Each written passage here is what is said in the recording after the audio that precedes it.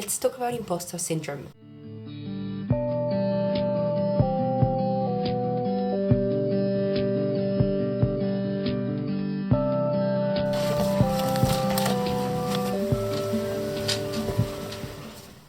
Hello and welcome to One Good Life. In this channel, we draw insights from modern science and ancient wisdom that can help us live a happy and meaningful life. Today, I want to share some thoughts about imposter syndrome. If you haven't heard of this syndrome before, it's something experienced by many people, especially in the workplace. They usually come up directly or indirectly as sort of a fear of not really deserving the job that we have. Perhaps we fear that the company didn't ask the right questions or test us properly during the interview process, and at some point someone will find out that we are not really qualified, that we are missing this area of knowledge, this area of skill, that we are not at the right level for our job or whatever, and we are going to get fired or we're going to disappoint people around us. Many people experience these, and what we tend to do sometimes is just sort of brush it off, say something like, that's irrational, I shouldn't be thinking like that, makes no sense, perhaps a friend of us tells us that, and validates ourselves, and we move it aside and we put it in a box. However, what I do want to invite you to do is to actually dig deeper and ask questions about these that we are experiencing, to find out more about ourselves and what's really the cause of all of these train of thought. In general, in life, whenever difficult emotions and thoughts arise, it's important not to brush them off and take time with them to reflect and really inquire about ourselves and what this emotion or thought is telling us. Now, I'm not saying that we should treat the thought itself as true, valid, or representing reality. What I'm suggesting is that we create some sort of distance between the thought and ourselves, and we sort of take a step back and analyze the thought. And then we ask, why is it even there in the first place? What led us in the past to today be having those thoughts? Something that I find useful is to sort of break down this emotion and thought that we are experiencing. When we say that perhaps we feel like imposters at our job, that could mean different things. That, for instance, could be that we are comparing ourselves to other team members who might be very knowledgeable in a specific area. They might be knowledgeable on it for a variety of reasons. Perhaps they've been at the company or in the industry for a long time. Perhaps they've studied or worked in previous jobs that help them learn the new skills and pieces of information faster than perhaps you are at the moment. Perhaps you're not feeling skilled enough. Perhaps it's not about knowledge, perhaps it's more about your confidence. So something to think about here is the whole area of confidence and self-esteem. I have a video about this that you can check out. In general, self-esteem is more about believing that we are valuable and that we have something to offer the world, whereas confidence can vary. Confidence can be more about being certain or thinking there's a high level of probability that we are right or that we can do something. And sometimes we can be confident and also be wrong at the same time. So that's something to watch out with colleagues of yours. But that's also something that you can work on concretely. There are things that you can do, for instance, changing and varying the tone of voice that you use when you express your opinions and ideas. We will talk about that more in future videos. And in general, confidence is a skill that can be trained, and there are concrete steps that you can take to move in that direction. Now, in general, feeling like you admire the people around you is probably a good sign.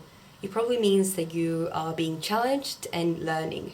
We should probably aim to have some balance in our daily lives and in our jobs between tasks that are more demanding and challenging, that perhaps weaken our sense of confidence, and tasks that we are more comfortable with, that we can do without spending too much time thinking about them or worrying about them as well. What proportion between these two you have in your day-to-day job really depends on you, what you like in your job, and also the stage in your life perhaps, and what other things in your life you are prioritizing. So that's a question that we can explore together in the future, but ultimately it's up to you, and it's up to living in a way that resembles your values and your goals for the next year, 3 years, 5 years. It's also possible that if you are consistently not feeling confident at work, that's not the place for you. And by this, I don't mean take a job that is more junior, go back a level, go back a step. What I mean is perhaps you are consistently picking jobs that don't play to your strengths. But this, again, it's a very personal decision. There are jobs where you know that by taking them, you will have to put in a lot of extra work, perhaps in your free time. And on the other hand, sometimes there are jobs that don't really challenge you. If you've never experienced imposter syndrome or you never have any moments of self-doubt at work, perhaps you're not being challenged enough. Perhaps you should try to move to a different team within your company, a different company altogether, a whole different industry. But just drilling into these emotions that you're experiencing can open points of inquiry for you to explore. And most times we won't come up with answers right away. This is a process. It's a conversation that you are having with yourself while sitting down and actively thinking of it, or while showering, running, in future conversations you'll have with people around you. Perhaps you're consistently choosing jobs where you always feel powerful, you always feel like you know everything, and it could be time for you to be more challenged.